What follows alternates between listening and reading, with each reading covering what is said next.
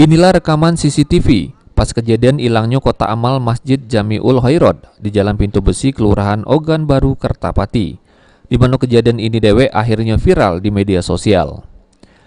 Pengurus Masjid Jamiatul Khairot yang ditemui jelas kalau hilangnya kotak amal masjid diketahui pada saat nak sembahyang subuh, di mana mereka terkejut nyelik kotak amal masjid sudem dak katik lagi di tempatnya.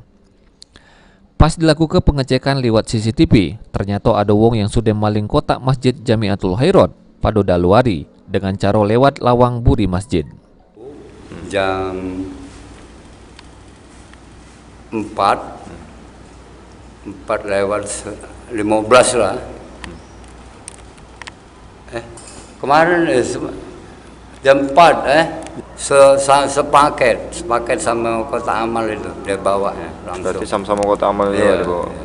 Berapa isinya kotak amal? Kira-kira lah 500 lah kurang lebih lah.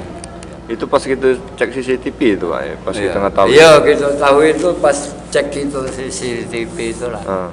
Benar berarti. Atas kejadian tersebut, Masjid Jamiatul Khairot mengalami kerugian Rp500.000. Selanjutnya pengurus masjid berencana bakal bikin pengaduan polisi guna dilakukan proses hukum. Abidin Riwanto, PAL TV.